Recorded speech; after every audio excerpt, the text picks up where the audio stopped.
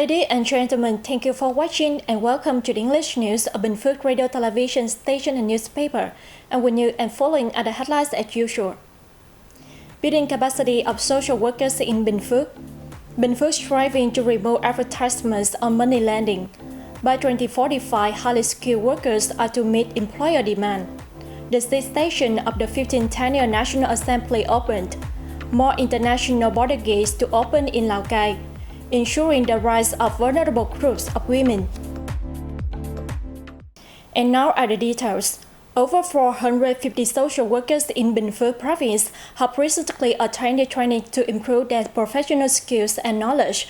The classes were organized by the Provincial Department of Labor, Violence and Social Affairs. The social workers were introduced to tasks related to the provision of public services, as well as general knowledge and the legal framework regarding mental health and mental illness. They were also briefed on the roles and responsibilities in taking care of those with mental illnesses, as well as community mental health care, among other matters within their scope of work.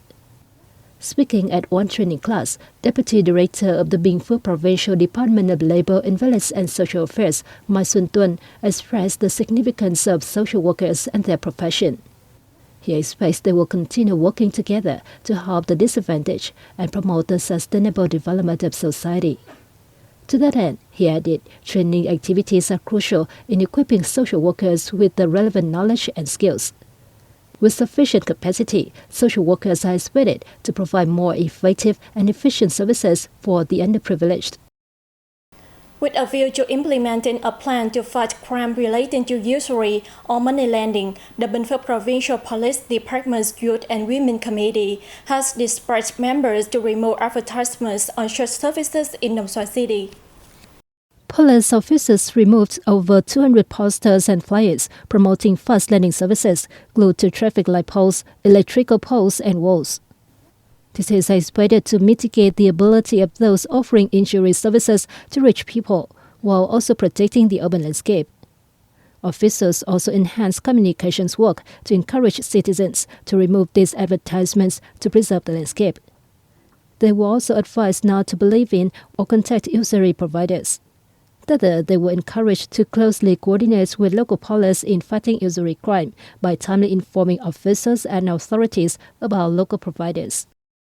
To realize the Party Center Committee Secretariat's Directive No. 21 on vocational training quality improvements to 2030 with a vision to 2045, Binh Phuoc Province has issued Plan No. 178 with detailed tasks and targets.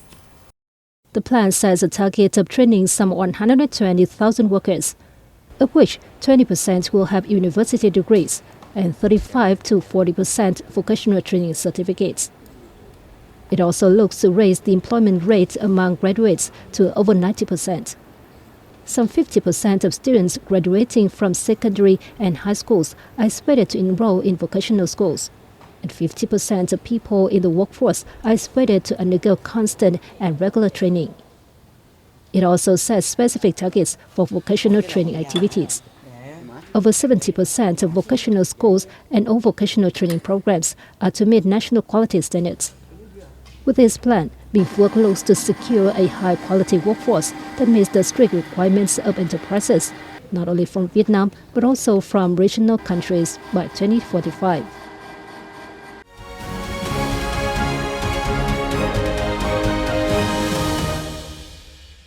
The state session of the 15th National Assembly opened in Hanoi on October 23rd.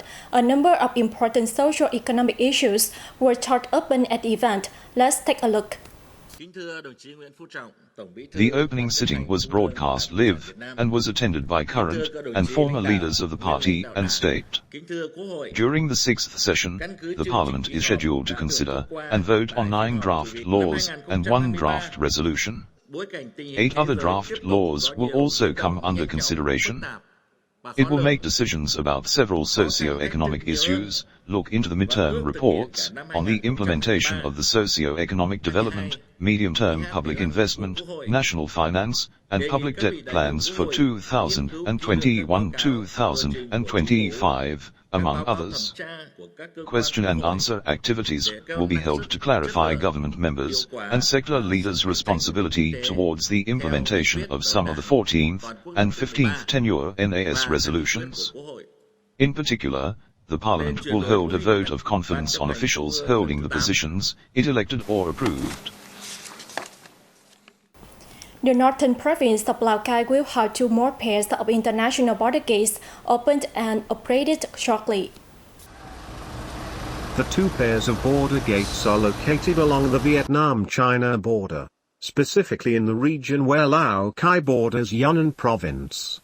They are Muong Kiong, Kiel Dor and Ban Phuoc, Pa Sa, which are in Lào Cai's Bát Sát district. Lào Cai will then have 3 pairs of bilateral border gates, making it easier for customs clearance activities. Recent data from the Ministry of Industry and Trade reveals a significant surge in agricultural product exports through the Lào Cai border gate. According to the Ministry of Industry and Trade, as of mid-October, agricultural product exports through the border gate in Lào Cai rose more than 370%. Main export items include dragon fruit, banana, rambutan, watermelon, cassava, and mangosteen. Vietnam is likely to earn $9.3 billion from exporting aquatic products this year, fueled by a warming market, particularly in the fourth quarter. Following a challenging period marked by declining orders, seafood producers and exporters have experienced a surge in activity from September onwards, largely due to the recovery of orders for the year-end festive season. Particularly, the number of orders from China is higher than the same period last year. Other key markets such as Japan, the EU, and the US have also shown signs of order recovery. The Vietnam Association of Seafood Exporters and Producers said in September, Vietnam's aquatic exports reached $862 million, equivalent to that in the same period last year. The recovery was seen in the US, China and the EU markets with a year-on-year increase of between 4 and 17%. In the first 9 months of this year, the export revenue of shrimp was $2.55 billion, a year-on-year decline of 25%. However, recovery signs have been seen in recent months, with increasing demands in the 2 major markets of the US and China as well as other markets such as Japan, Australia and Canada. Meanwhile, tuna exports have also increased to a similar level at the same time last year, while crawfish exports have gradually recovered in many markets such as China, Mexico, Brazil, the Netherlands, the UK and the US. As part of its efforts to strengthen the legal system, Vietnam has paid due attention to ensuring the rights of women from vulnerable groups. This has contributed to narrowing gender gaps in many spheres. According to the Vietnam Women's Union, women migrants have been supported in daily activities, emergency cases, and healthcare, yet more than 37% of them haven't received any assistance. This is due to shortcomings in the organization of activities for the elderly and the lack of specific policies for them. The National Target Program on Socio-Economic Development in Ethnic Minority-Inhabited and Mountainous Areas in 2021 to 2030 has included many policies on ethnic groups.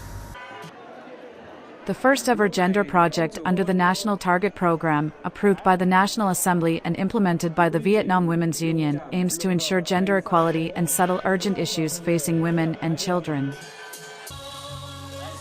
Besides, women's unions across the country have stepped up communications activities to raise public awareness and eliminate gender stereotypes and harmful practices. That's all for today on the news of Binh Phuoc Radio Television Station and Newspaper. Once again, thanks for watching and goodbye for now.